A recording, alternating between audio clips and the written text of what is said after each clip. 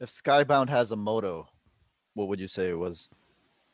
Uh, Creators first. I think that's what it is. Like if they're when someone joins Skybound, they don't just say how do we make a good comic book. They say we have this podcast and streaming business. We have a collectibles business. We have Skybound Shop and Comics Vault Live, which is a streaming show. They have a television and film business.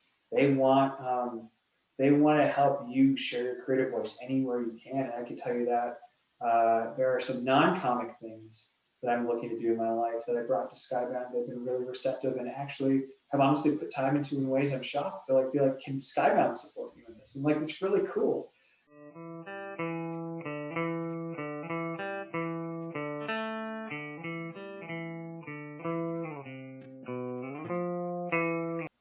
Welcome to the Comics Cube, everyone. I'm with Arun Singh, the director of brand and editorial at Skybound. How are you doing? Good, man. Good to talk to you. I appreciate you having me on. I appreciate you coming on. You've had quite a storied career in terms of marketing and communications. Why comics, though? It was an accident. It was really an accident. So I have been working in comics in some form since 2001. So that was when we first met. When I was working actually, first I was at IGN as a journalist and CBR. Then joined Marvel and led comms there. Moved to Sci-Fi, Boom Studios. And then this year, 2021, joined Skybound. I've loved comics since I was a kid. But I distinctly remember when I was 14 telling my parents, I promised to stop reading comics at 19 and grow up. And and we laughed at it because this is the reason for every good thing, almost every good thing in my life right now has come from my work in comics, but it is not what I expected at all. I was in college, I'd been certified as an EMT, and I was studying pre-med to be a paramedic firefighter, and then this happened. How does somebody who's studying pre-med, especially somebody of an Asian background, how did your parents Escape. take? How did your uh, parents take it? I feel like they. So I was when I boarded Toronto. When we moved to the States.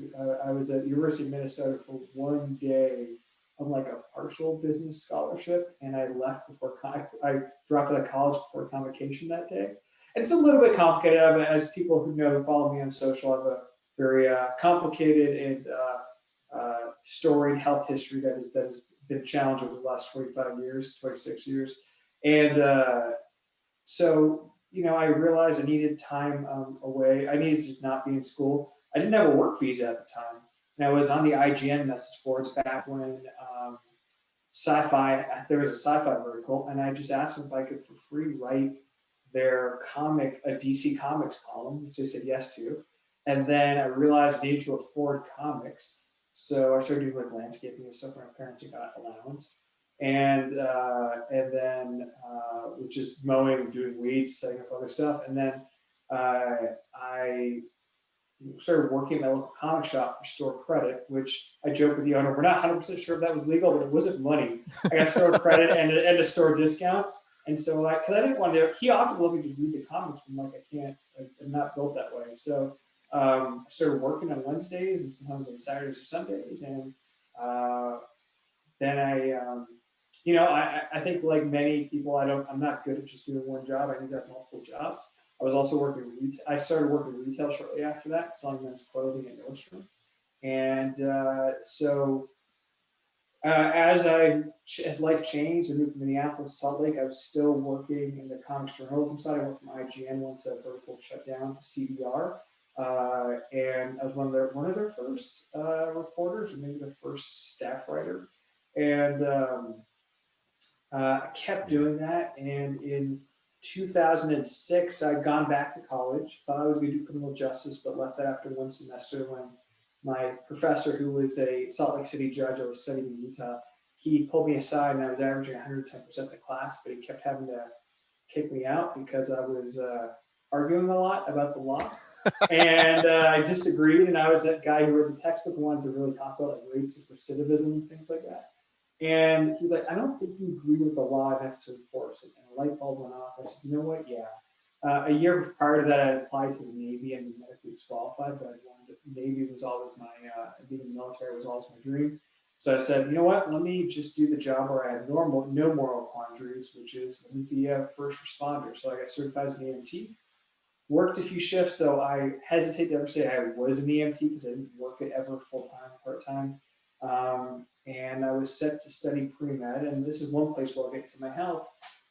Somehow traveling back to Toronto for a week, and between coming back to Salt Lake over 24 hours, I contracted meningitis in West Nile, which put me in the hospital in real bad shape. Had to take away from school that semester, and in that, we discovered some other health issues. I had some tumors in my chest. So we knew in early 2007 I would need to get my chest side open, my sternum side, and the tumors removed. And my chest, I'd need a month before I could walk again without assistance. So we knew school was not going to be a thing for a year, but I kept writing for CBR. John O'Reilly, one of my best friends, was my boss and very understanding. And I visited my brother in New York at the end of 2006. I was like, I got this big surgery coming up. He lives in New York. Why not visit, hang out for a month? Why not? Not like, and so I can freelance right from anywhere. And so the last week I was there, I emailed my friends at Marvel in DC, and I said, hey, can I come by the office just to see the place? Because I figured after I have this surgery, I'm going to go back to school. I got, like you said, I got to be a good Asian American. I got to be a doctor or a lawyer, one of the two. And DC offices were closed, Marvel was open, and I met David Gabriel there, who's now thanks to Jim McCann, who used to be the PR guy there, but David Gabriel, head of sales, he asked me if I wanted a job, and I'm like, yeah, let's talk, but I have this big surgery coming up. He's like, don't worry, it takes months for everything to get started. And he didn't actually know me from my CBR work. He knew me because we're both soap opera fans, and if you recall, the show The OC had a soap opera had a Wildstorm story in season 3, and Soap Opera Digest had interviewed me about the storyline as a comic expert. He'd read about me in Soap Opera Digest, so we just talked about our love of daytime soaps, and I did some writing samples, and I got the job, and that is how I got into comics. I just love them always, and even when work's stressful, it's really cool to be. Given the choice, if you had gotten a meeting at DC, if you had a choice between the two, where would you have gone? Oh, I would have chosen DC in a heartbeat. I would have. Really? I'm a DC guy. 100%. I'm a Legion of Superheroes, my favorite superhero team. I was really honored last year. Brian Bendis named a character, Monster Boy, after me in the Legion of Superheroes. But I would have gone DC. Superman's my favorite. I love Hawkman. That's my low-key favorite, second favorite, and like. That's where I would have gone, but I would have been worse at my job because I love the X-Men, but coming to Marvel, in teaching myself how to get excited about characters I wasn't excited about, it taught me a language to communicate that to other people who also might not be immediately passionate. And it allowed me to go to people who are skeptical and say, look, I know you're probably not a Moon Knight fan, but let me tell you, this is sick. I was not a Moon Knight fan either. And I can speak authentically versus trying to convince someone why Superman's the best. I actually get too emotional. I can't talk to people if they don't like Superman. Like I can't talk about it because I'm irrational. It's too emotional. So for me, where I was in the process, it made more sense to be at Marvel. And it was something else that carried developing those tools helped me a lot in my career at every job I've been at since then. Give me an example. Give me a character that you weren't particularly excited about that you had to hype up. Oh, everyone's gonna hate this with Spider-Man. I don't like Spider-Man. Really? I find Spider-Man. I like Spider-Man as a teenager. As a teenager, he's perfect because he's this perfect microcosm of like teenage feelings. But I often find Peter Parker, through no one's fault as a writer, I just don't relate to the archetype. And so when I would get really excited about Spider-Man story, like when Dan Slott had Doc Ock and Peter Parker, you're like, this is, I can talk about like, well, here's why this is so cool. Here, even me as a non-Spidey guy, which of course would derail conversations because every reporter's like, how do you not like Spider-Man? What's broken inside of you? But I would be able to say, look, here's the thing, like you can't normally get me to like Spider-Man, but here's what's different. Here's what's new. This is not just a new costume. This is like, and you know, in dealing with press, you're never writing the stories for them as much, but you do. Every press person looks to the publicist for some guidance in how, like, what makes this special. because everybody in the press, you know this, you're inundated with options all the time. So you need somebody who can verbalize what makes this special. Why is this why is this going to matter to my readers and not feel like the last Spider-Man story? Yeah, well, we've effectively pissed off a bunch of Spider-Man fans on the internet. Wait till I tell them I like Ben Riley more than Peter Parker, and they're going to have a real hard time. I've got one for you if you really want to piss him off. Should Spider-Man be married or not married? Married. Okay. It's the same reason I like Superman married. Mark Waid and I, not to name drop, but disagree with the Superman thing. There's no one who's Superman opinion I respect more than Mark Waid, and I disagree. I'm like, it's like the show Friday Night Lights. Coach Taylor and his wife are so much more interesting because they're married and committed. I don't ever want a story about if they're going to cheat on each other. I'd rather have the stories about what it means to stick through together. That's interesting to me. Like I just, and I think, look, to be fair, I think the CW agrees with me given the Superman and Lois show. So I win.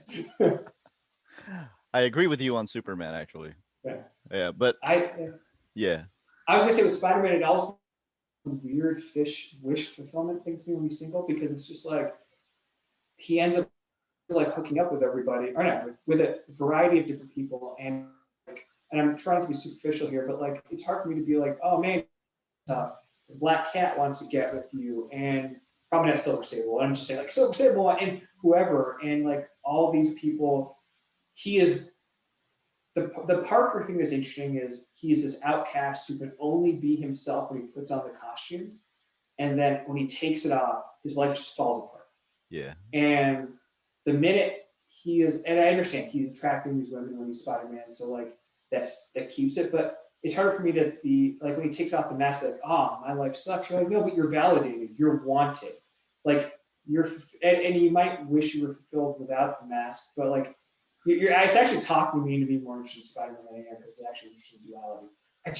I can't get into it. Like the Parker luck, everything, I can't find my way into that character. But the Tom Holland version is super fun. Miles Morales is my guy. I think Ben Riley was a really interesting approach, but I get why that pissed off people. But I like Spider-Man more than Venom, because that helps Spider-Man fans. Speaking of pissing off people, so you worked at Marvel from 07 to 15. That's 8 years. Mm-hmm. That's a lot. First of all, you had 4 titles. Are these all just different titles with escalating levels of responsibility for the same job? I would say the job, like, it grew and it broadened, because what happened is I started focusing solely on comics. Mm-hmm. And then as the digital business grew, I got involved with the digital side of the business, with and more with the conventions, with panel programming.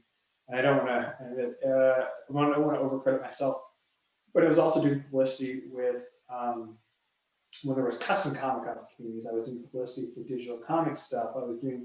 I was sometimes working with our soft good and hard goods, like consumer products folks, and helping them with some publicity opportunities. I was more involved, and so I'd get more involved with things at a more senior level. And then, when video games started coming up, I would assist with video games or assist with some animation. When animation was ramping up, I started assisting with some of the publicity placements. I had a team in LA, but I also had my own Rolodex, so I could help out with that. I started working with the Disney folks. Once Disney acquired Marvel, I would do a lot of brand presentations when other divisions of Disney, especially international ones, would come through. I would work with the ABC family. So I'm a big D10 soap fan. So I got some comics placed in General Hospital, and when we were publishing comics based in the show Castle, I worked with ABC to make sure we got some kind of placements, we got promotion. And so, and then by the time Marvel Television launched with Agents of S.H.I.E.L.D., I was moved to LA to head up that division on just the television side. So comics and all that moved away. I focused on TV. Yeah. But it was, it kept escalating and broadening, and then television focused it a bit, but it was a lot. So 07 to 13, you were in the comic side. That was a fairly controversial time in comics. Yeah. I would say the ones that got the most responses, certainly Superior Spider-Man stuff. The one that was most disappointing was when we announced Miles Morales. I'm eternally proud. James Viscardi and I worked with Brian Truitt over at USA Today, and the Miles Morales announcement was on the front page of USA Today. Not the front page of the Life section, like the front page of the most distributed paper in America. And I had so many racist tinged calls at one point with permission of folks at Marvel. I just unplugged my phone because there was no point anymore. I'd get people calling and be like, is your name and they'd say urine, and I'm like, no, it's urine. Well, urine, why do you hate white people? Or they'd be like, oh, of course someone with that name. I'm like, what are you talking about? They're like, well, you killed Peter Parker. I'm like, no, there's two Peter Parkers, there's two universes, one's alive. He's like, well, why can't this one be? I'm like, the name Peter Parker you always know is still alive. And then when North Star and his boyfriend got married, a lot of homophobic, hateful calls about that. And again, unplugged my phone. And then at one point, 1 Million Moms, an organization here in the U.S., realized Wiccan and Hulkling were gay, and decided to call and like organize a campaign to try to shut down the Young Avengers, which definitely did not work. Thank you, WandaVision. But definitely did not work. And they, those were always the toughest ones. I know a lot of the content was, some people have very different feelings. I will never pretend I loved it all. But I would say during my tenure there, you got some of the best work Matt Fraction's ever done in Hawkeye and Spider-Man. You got, I think, some of Brian Bendis's most exciting work, especially with his X-Men, but when he launched New Avengers, how cool was that in Dark Avengers? You got iconic events like Secret Invasion that are clearly valued enough to be adapted by Marvel Studios. You had Mark Waid's Daredevil. Mark Waid's Daredevil, and every amazing artist he worked with. Jason Aaron's X-Men, Kieran Gillen's X-Men. There's a lot of just great X-Men stuff. Marjorie Liu's and Daniel Way's Daken, Son of Dark Wolverine. You caught the start of Jason Aaron's Thor as well. Yeah, I was there for that. Yeah, and I was involved in some of the promotion for Miss Marvel, a little bit of it right before I left. Captain Marvel, relaunched when I was there. The Brand New Day era of Spider-Man was certainly controversial, but gave us a lot of cool toys. Donnie Cates is one of my best friends. It was an intern at Marvel at that point. Does that count? Really? Yeah. That's how we got to meet each other, along with Elliot Rahal, who was an intern there. He's a really great comic writer as well. I'm trying to think who else. Like there was a lot of really good comics that came out at that time. There was Young Avengers. The Children's Crusade was during that time. So I think for all the books that people aren't fans of, I am not here to tell you that you should be. I'm just here to tell you that there was there's a lot of books. A lot of books, and that, I'll be honest, that was the hardest part at times. It was hard not to be overwhelmed and get a little bit burnt out by it all. And so I always applaud everybody who could recharge the batteries a bit more effectively than I could. Who decides which books get promoted more than the other books? Is it you? No, I mean, any company I'm at, it's always collaborative. So it's there are priorities, and that can be financial based on how they've modeled out sales for the year and what book need to carry that weight, or what money was invested, higher creative costs on books. But then if someone really, Hawkeye is a great example. Hawkeye was a priority, but when Steve Wacker gave it to some of us on the marketing PR side, and just to be clear, the PR team was 2 people, and the marketing team was probably about 2 people as well. That was going to be my next question. Yeah, they're very lean teams. James Viscardi, Tim Dillon was the director of marketing there, and a really great guy. And he and Mike Pachula worked together a lot on the marketing side. And then James Viscardi was my intern. He runs comicbook.com now, and he then became our PR coordinator, communications coordinator, and we would tackle everything together. And we had lean teams, and if we got really excited about a book like Hawkeye, we're like, if we take care of your other priorities, we're going to put effort into Hawkeye. And it helped. I think it was Hawkeye, Captain Marvel. There was 2 books from the publicity side we put a ton of weight into. A lot of Matt and Kelly Stewart, 2 really good friends, and but that was business. It wasn't about friendship, and they had good books, and we wanted to make sure people discover those good books. And it's a credit to them that the work resonated. You can't dress up a bad book. You can maybe sell a bunch issue 1, but the sales will bear out if people aren't interested. And those are fantastic books. And Sometimes it doesn't work out. Joe Keating had a Morbius book that was a ton of fun, and it did well, but it didn't do as well as we hoped it would do. There are books like, I'm a big Joe Casey fan, like Vengeance, that at the time felt like a harder sell, but it's a really big collector book now because America Chavez's first appearance was. So it's really funny how the world works out. What type of market research goes into what you do? Like, how do you know when to do things like, partner with a TV show, or like which TV show to Um, partner with? it varies from company to company. Certainly, different companies have different brand guidelines. They have different budgets. So if it's not bartering, but there's like paid activations, um, you look at that, and they also have different success metrics. Some people, it's like, well, does this sell more books? No, it doesn't. If it doesn't, then we're not going to do this. Let me give you a Marvel example since we're talking about that. We worked with our PR agency DKC. When one of the Spider-Man retreats, the team was talking about how Peter Parker was getting fired from his job, and I raised my hand and said, "Hey, I think there's an angle for this." So myself and then Mike Pashula, who was the SVP of marketing, and what's his name, and our DKC, our PR agency, said, and I called them out, you have a relationship with Mayor Bloomberg. Can we partner with the city of New York and do something with the Spider-Man store? And that was a pure visibility play. It was all in-kind partnership. And Bloomberg did a Spider-Man press conference, and we had these custom Spider-Man comics distributed at work centers to help people discover what the city's resources were for the unemployed. This was during the Great Recession. Is that the second one it's called? The Great Recession, the late aughts. And then we later partnered with Mayor Bloomberg, and he had him appear in the issue where North Star and his boyfriend got married to Sanjay X-Men 51. And that allowed us access to work with Mayor Bloomberg on more LGBTQ centric initiatives. And so for us, it was like, long as we were hitting our financial goals, we had freedom to do this other stuff.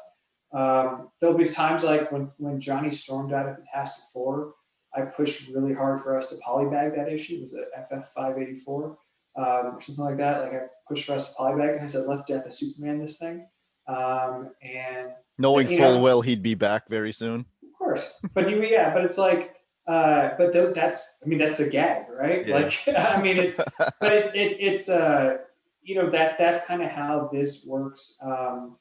And every company you're at, whether it was Boom or Skybound or Marvel, it's collaborative. You have to, it can't be just marketing or PR or my real brand driving everything. You have to have creatives involved. You have to have the bean counters, the finance people involved, because you have to be financially responsible. You can love something, but you may not get enough to justify doing it. And whereas the efforts could be better spent somewhere else. And it's tough to balancing act. It's probably like the part of the job that there is no rule book to. You just kind of feel it out and you say, this is worth it. Or if you have employees on your team who are really passionate, you're like, hey, if you get these things done, I can support you taking a flyer on this thing you're passionate about. But I need everything else to be on track. And then if that worked, if that's the situation, then everyone's happy because they get to do what they want to do. You ever get any negative feedback on that Obama issue of Spider-Man? Yeah, lots of it. Why didn't you do this for George Bush? I forget whose idea this was initially. Probably Spider-Man office of David Gabriel. But there was, I want to give credit where credit's due. There was lots of pushback on it, but what I would say is he's a Spider-Man fan, so it made sense to me. I wouldn't say just put Joe Biden on the cover because he's a Democrat, or put Donald Trump on the cover because he's president. And I think you have to look for characters that align with you have to look for people who align with the characters. Otherwise, it can feel tacky or opportunist. And I would argue Obama made sense. And he's a comic book fan. He's a comic book fan, and he's a Spider-Man fan. Yeah. And what he was preaching, whether you agree with it or not, your political leanings, the hope and optimism he preached, the yes we can, is intersects well with Spider-Man, ethos, and Spider-Man always getting back at what is it? It's Spider-Man 48 where he pushes the rubble off him. Mm-hmm. You can't keep him down. There's you absolutely can see it there. I think there have been other times that people have integrated celebrities into their books and or into art, and I don't think it felt as organic Yeah. as it did with this. Plus, it's a backup story. Yeah, yeah. There's no harm, no foul, and I think it's like you said, it wasn't just on the cover. There was content. I have a stack of those issues. I'm proud to have been involved in it tangentially, writing a press release and stuff. But I'm proud to have been involved with it in that sense. Yeah, one bookstore here ordered like a crap load of copies of it, and then like I think a month later we're selling it really cheap. And I'm like, why did you expect that an Obama issue would sell here? we're not even in Yeah, the we're not even in the States. yeah. But I guess he was that kind of global icon, He right? Like, there's was, probably yeah. a few people, I like guess maybe like the overestimated. royal family. Sorry, go ahead. Go Yeah. ahead.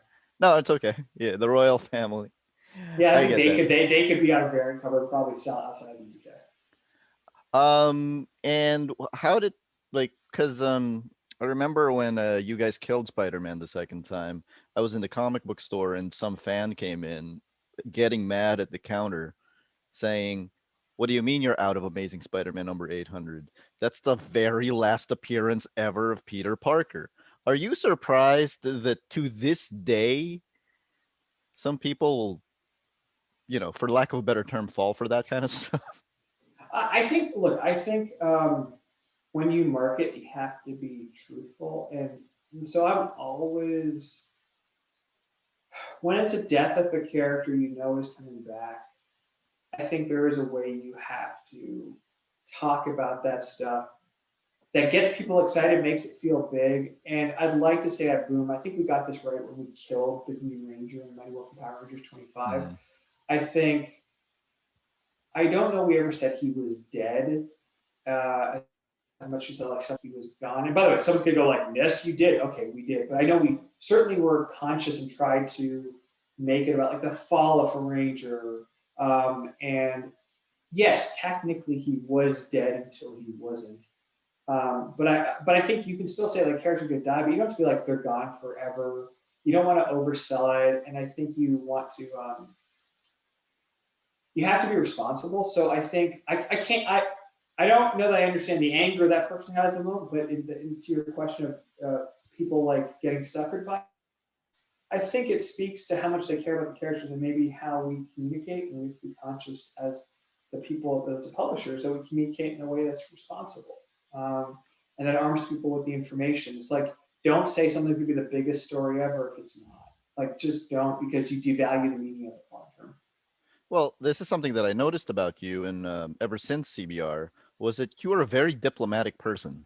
Like you Thank could you. be caught in between flame wars, and you'd still find the nicest way to address everyone's issue. Thank you. And how do you maintain that composure?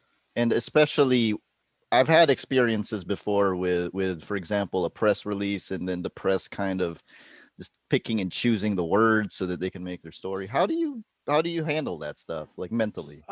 I know, I appreciate the kind words. It's very nice. I'm being diplomatic now. I have there's enough people who will tell you the times I dropped the ball, and times I promised. I remember there was a time I was on vacation in Montreal, and I got a call from Brian Trudeau over at USA Today. He's like, "Dude, you said a press release ago." I'm like, "Yeah, yeah." He goes, "Remember you promised me I get to break that?" And I was like, "Oh shit, I'll make that up to you." And I always remember how Brian was super. He's like, "I get it, man. Can we just like can't happen again?" Because he's like he tells his editors he's getting something when he doesn't, it makes him look bad too. And I always remember the people who have been kind to me. Every time in my career, I've been like, "Yeah, I'm going to I'm going to write that email back or say that thing to put them in their place." It has always backfired on me. So maybe it's just my poor instincts for that. I'm not perfect. There's a whole bunch of people who know me who will cite instances where I've raised my voice when I shouldn't have, or got more excited or misinterpreted, or been a bit more severe than I need to verbally. Obviously, never physically. How often does that Um, happen though? I don't know. I am a person who can only who like I think like most humans, I see and hear my mistakes more than I see and hear the triumphs, because I'm suspicious of triumph, but I trust in failure of my own. Because I just think it's like when people tell you, oh, good job. You're like, the next time you don't hear it from them, you're like, wait, did I not do a good job this time? Or like, if you ever meet someone, like, oh, you're looking good. And the next time you see them, they don't say anything. You're like, am I not looking good anymore? Insecurities. So I have started from a place of, let me just be honest, because if I am truthful, then and I should say truthful and considerate, because honesty can be the cover for bad behavior. If I'm truthful and considerate, then I never have to remember what I said later, because the instinctual response will be the same in line of what I said to them. And because in this business, especially what I do, the only thing you have are your relationships. Everything, like, because you're never like, I'm a 7 out of 10 on creativity when it comes to marketing and PR. I'm 100%, like, and it's not knocking myself, genuinely 7 out of 10, and 8 out of 10 on good days, every so often a 10, but 7 out of 10 on average. But what I'm really good at has been developing relationships over the years. There's a Rolodex of people I can call to, and who will take my call. That's all I can ever ask. And that is, I always want to deal with people honestly. And every relationship I have starts with finding the intersection of what do you want and what do I want, and then how do they meet? Because it doesn't do me any good for them not to benefit from every interaction. So I try to. I fail, like everybody else, but I always say the EMT training I had, it was only 6 months of my life, but it was the best thing I ever learned for work. It taught me how to triage and organize work. It taught me a lot about verbal confrontations. Before that, I was in loss prevention. I was like a rent-a-cop, basically security in retail, and that taught me a lot about crisis management and diffusing a situation. And Tom Brevoort at Marvel actually taught me a really good lesson. That if we disagreed, it often came up because I was being defensive, and if he comes in with an issue, he taught me basically to be like, okay, Tom, what do you want? How do you want this to end? Like, what do you want? What do you want to resolve this? What makes this right? And Tom would tell me, and I learned by asking that question, I could get to the truth of what people were actually upset about, or angry about, or how I had failed, because that makes it sound like Tom was wrong. How had I not aligned with expectations?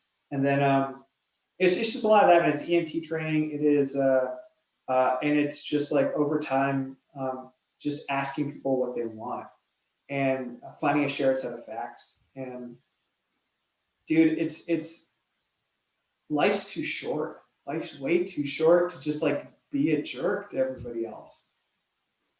Well said. Did you what's the difference between working in TV and working in comics? Comics is they're both good. There are advantages.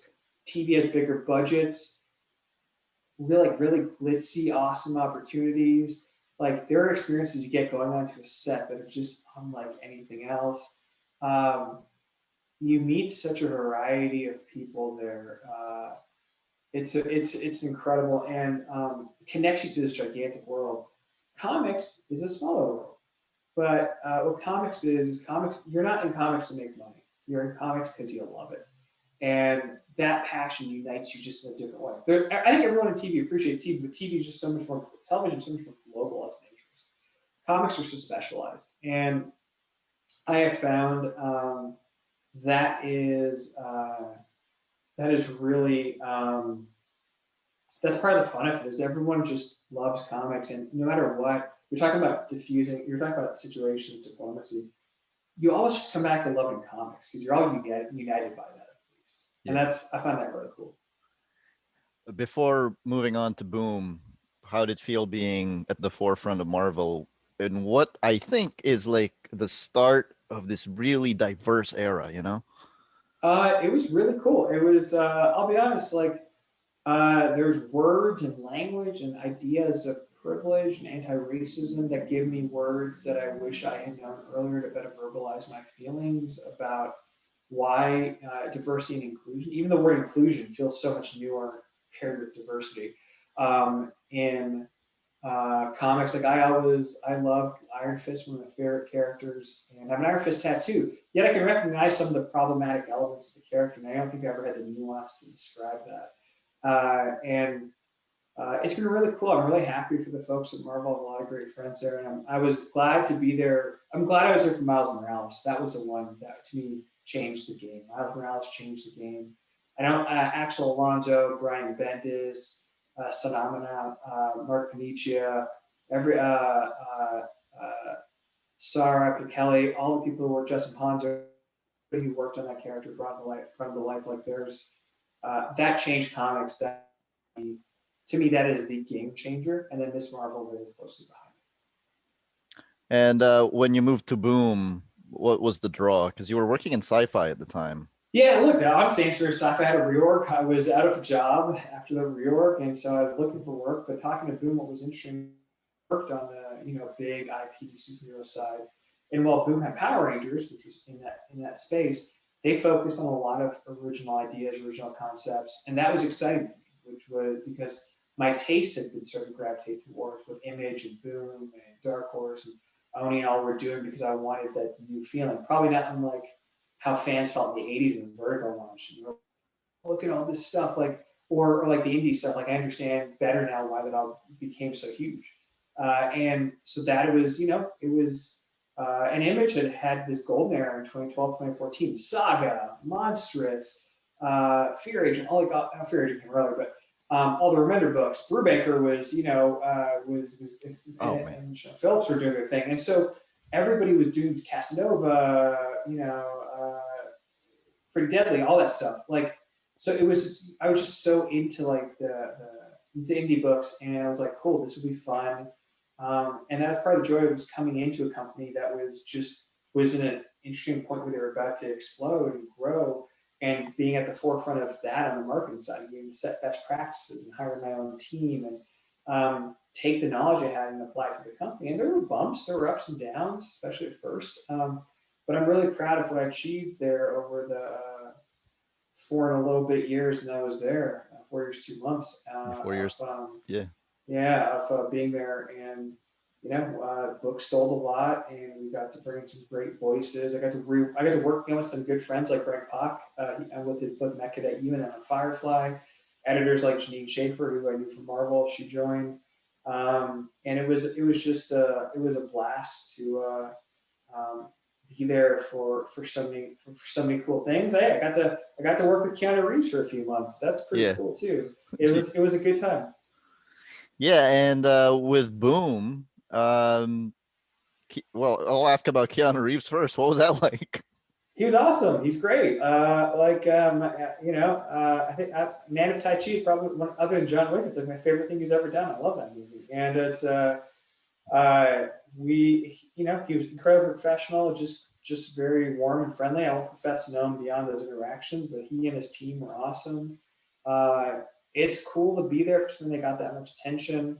It was great to be one of the leaders on the Kickstarter. That is, the largest comic Kickstarter of all time. Mm-hmm.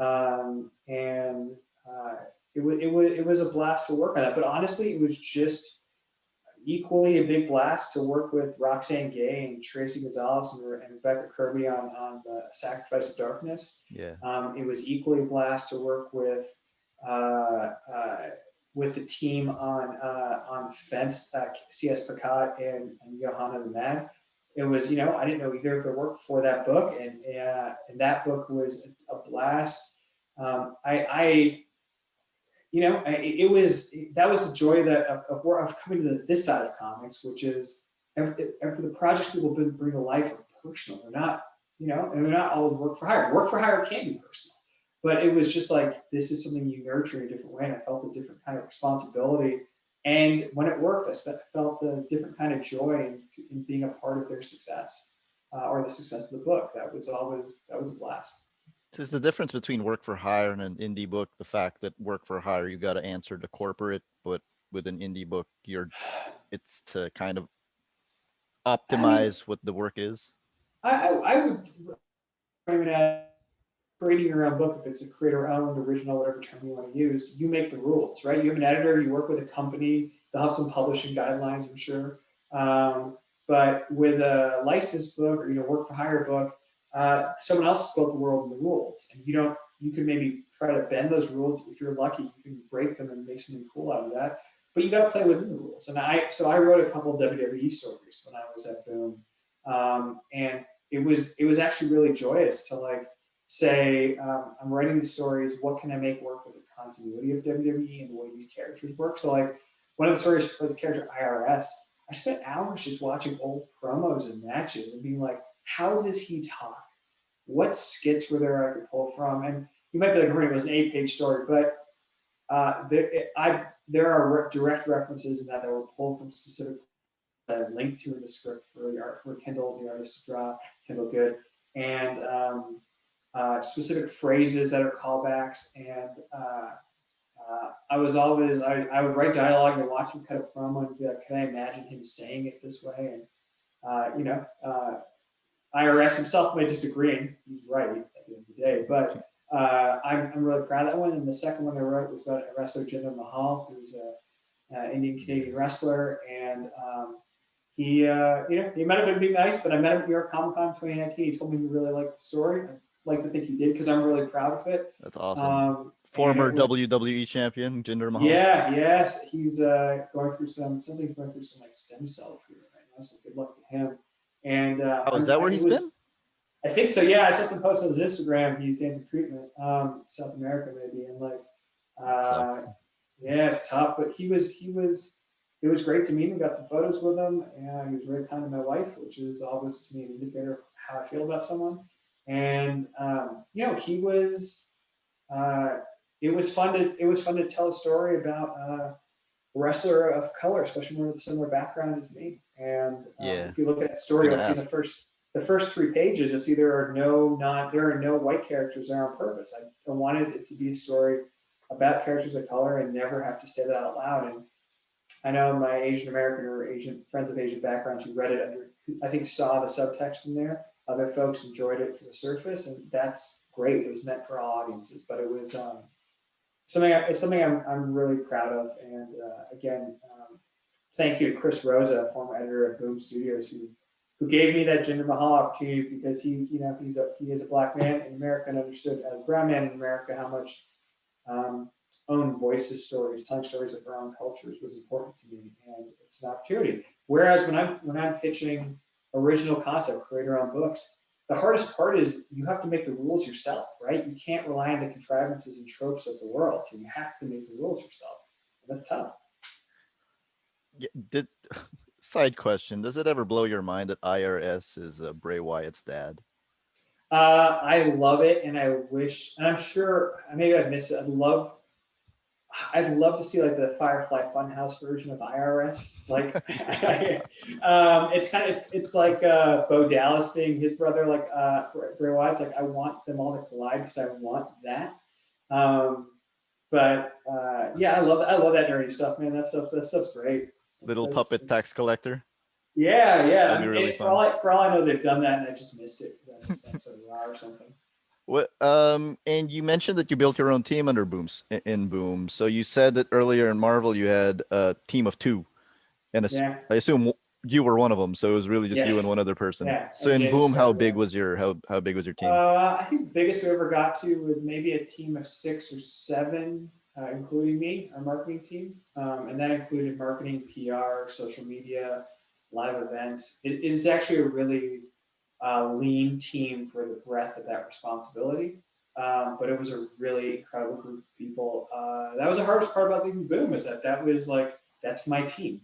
And I picked them and I built them around, my style of work, and I built them around my personality, and we all were good friends. Like, I have text change with a few of them that get updated every day when we're texting. And so, I'm a big Neon Genesis Evangelion fan, so I have one text chain with some folks where we just talk about Evangelion. I just go find links every day, and we talk about the random Evangelion merchandise out there. So like we all keep up. Do you ever so in Boom, did you do a lot more delegating, a lot more strategizing, and? I think I had to let go of more things. Like, I was not pitching press on the regular anymore, but I was involved in the strategy. I was not writing every press release, but I still wrote some.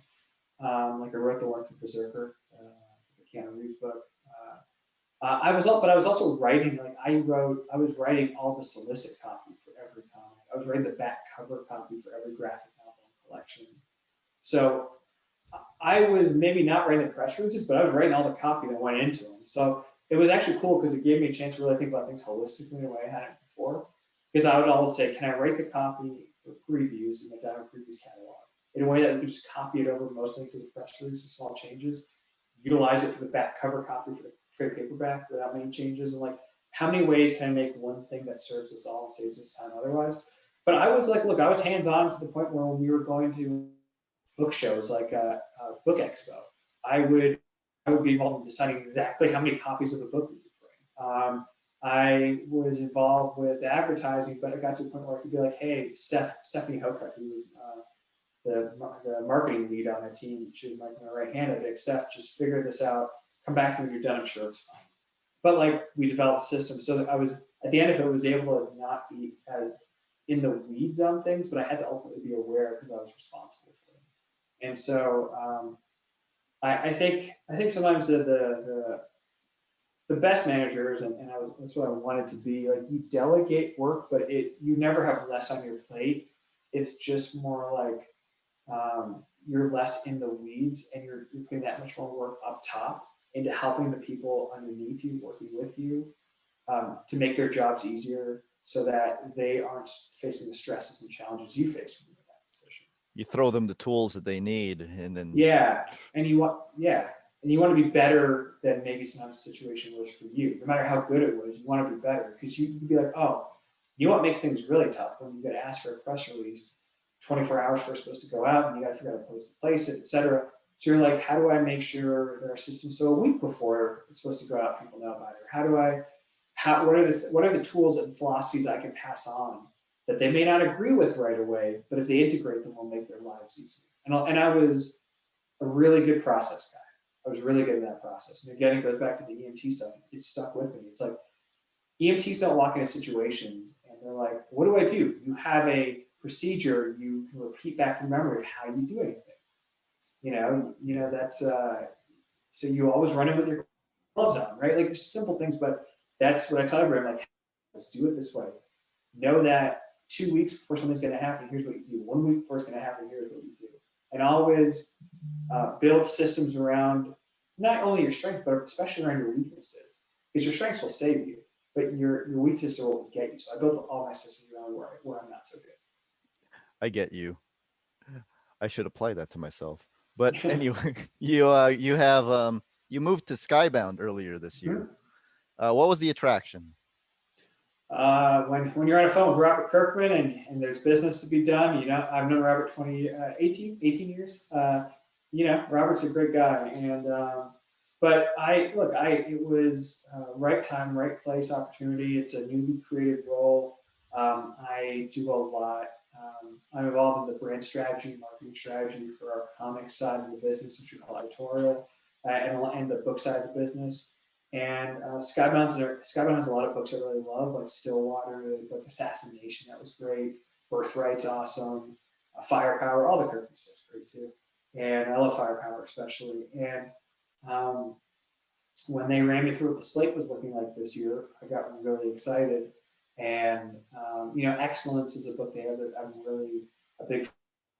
We just launched a Kickstarter for it, so if you go to excellenceisreal.com, you can back the Kickstarter. I did. I was the first backer. But it is the story of excellence is about Black excellence, and it's about I think Karen Randolph, the artist, described it as like Harry Potter meets Juice, and it's just like it's a great book, and it was the fact that this is a company that would tell those stories made me want to join the company. And I'm also nomadic by nature. Like I like to just move and change things every few years, and I need to change things. And I enjoyed my time at Boom. It was not a decision that was easy.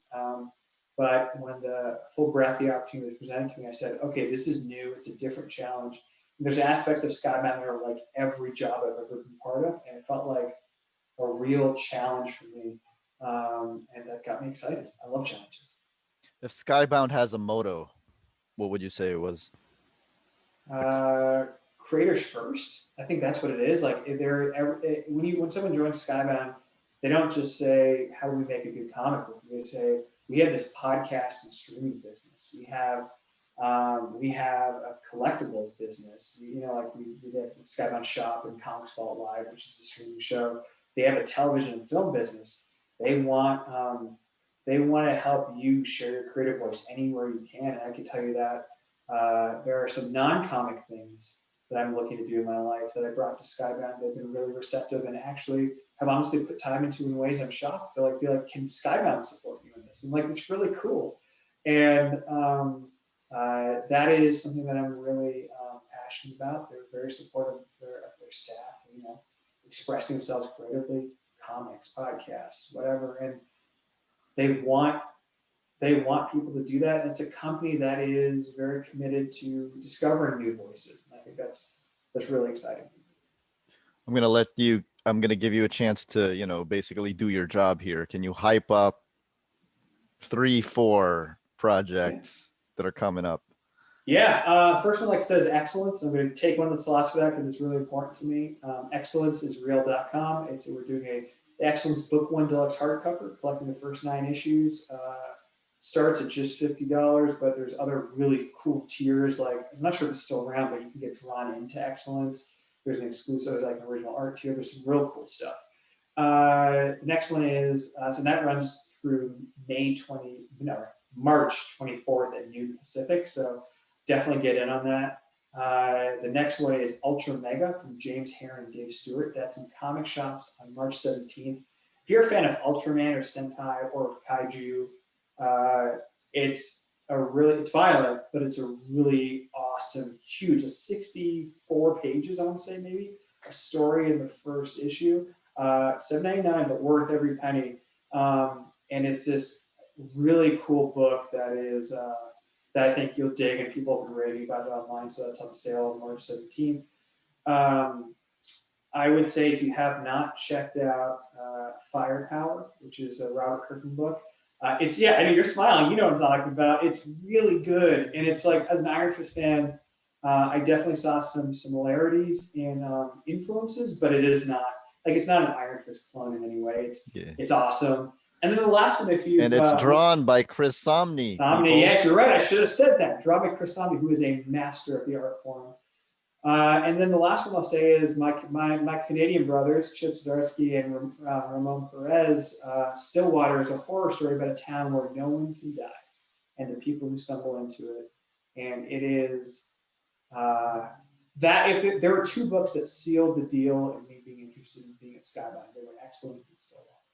And Stillwater is it's just a wonderfully creepy horror book. I'm not a guy who codes as a horror fan, but it's like the psychological, it's Hitchcockian thing. And the last issue just raised the stakes. The last page, the last issue, raised the stakes so good. The first collection is out in March, so you can check that out. But their first 6 issues are also out. It's a good time. So those are the books I'd recommend. Those are definitely the ones I'd recommend. You mentioned the word nomadic earlier in relation to you.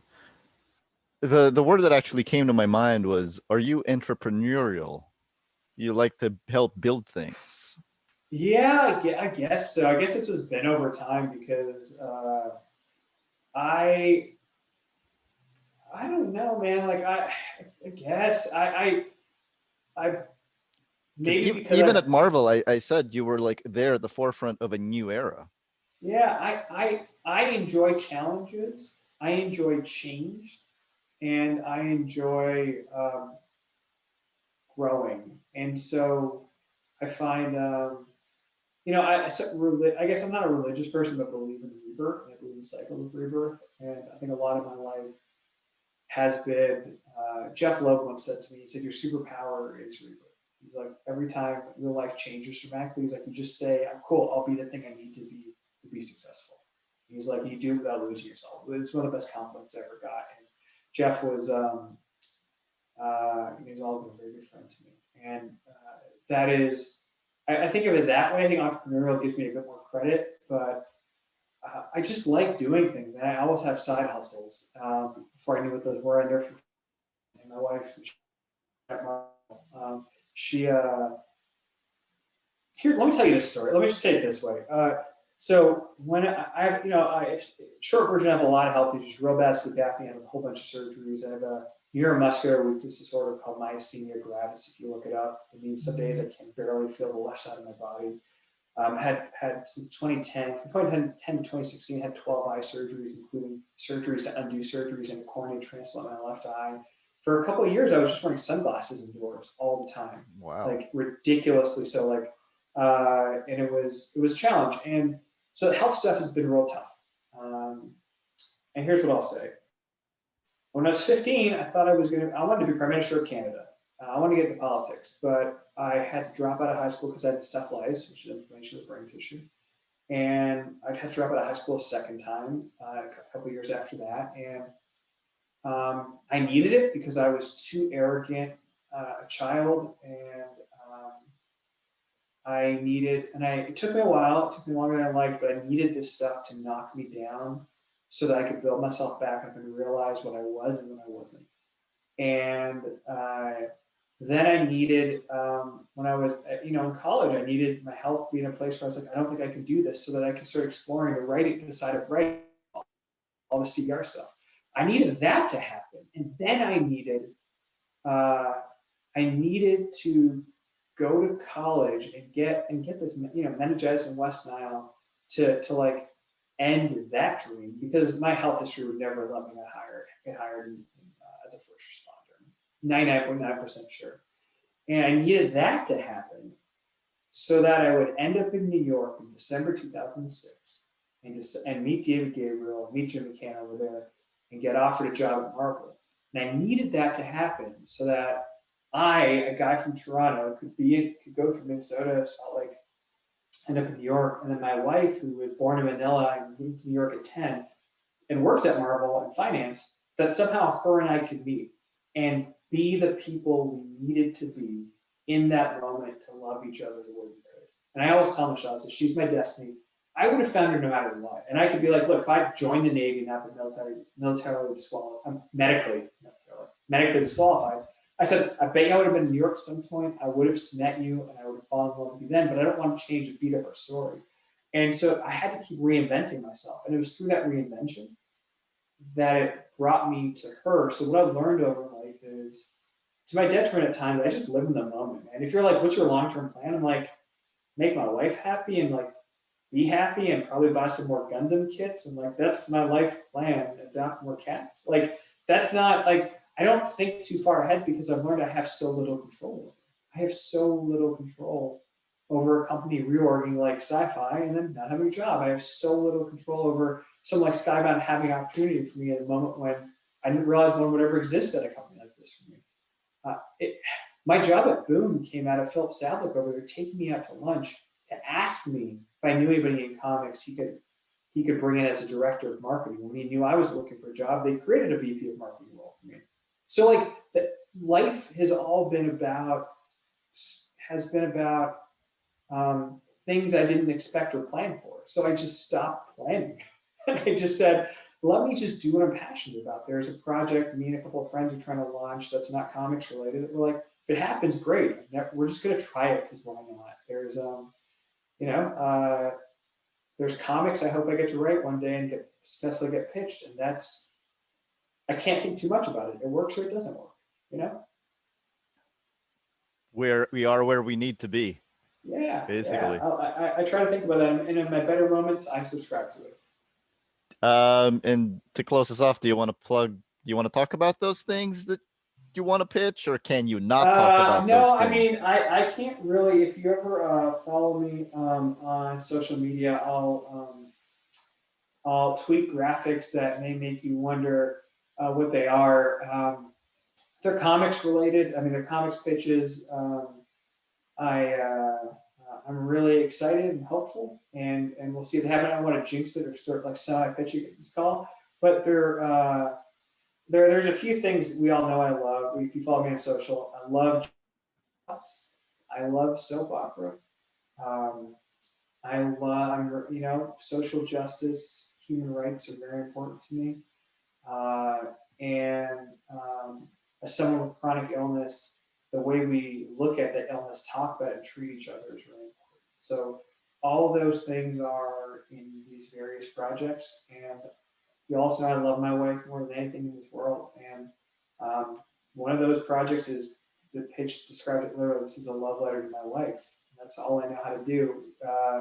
And so I've been very lucky to have people like Brian Bendis, Marjorie Liu, Kyle Higgins, uh, Jason Aaron, Alex Segura, Scott Snyder, amazing people, my writers, huge talents in life who have supported me and inspired me to keep going on. And Brian Bendis in particular, and there's a nonfiction project I'm in querying a book, and Brian's been a huge source of inspiration for it. And so something or nothing will happen. But here's what I would say: at the end of the day, I gave it a shot, and I did the work, and I'm proud of all the stuff I've ever put together, and it's all you can ask for. I can't ask for anybody else to think it's good, but I can't ask for myself. I can't hold myself accountable for doing the work.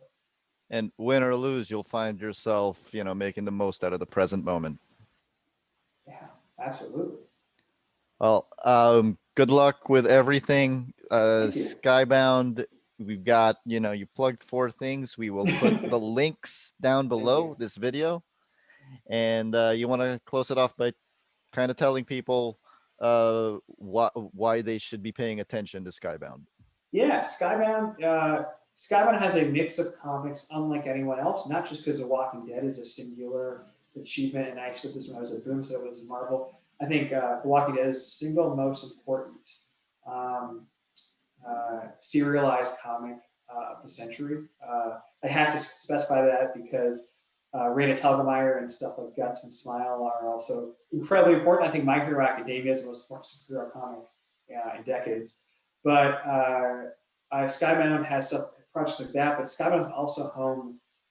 If you love a story, especially as you see over the next year, the kind of story we have something for you here at Skybound. And if you love humor, you can check out an action, check out something like Assassination. If you want own voices stories, it's an area Skybound's definitely growing in, and excellence is a real achievement. If you want horror, you want action. If you want larger than life characters, Skybound's a great place for that. And I think Skybound, like so many companies right now, is doing the best, is producing the best comics in its history, and it's there's just no better time to be a comic fan. Like, I never want to see me tell you one person's better than another, company's better than another. But I love what Skybound's doing, and I wouldn't be here if I didn't think there's some awesome books. So hit me up on, especially on Twitter, at Arune, Arune. I'm always happy to help people curate, find their favorite comics from Skybound or anywhere else. I love helping people find favorite books. Thank you so much Thank you so much. I'll let you know when this is up. All right. Thanks so much, man.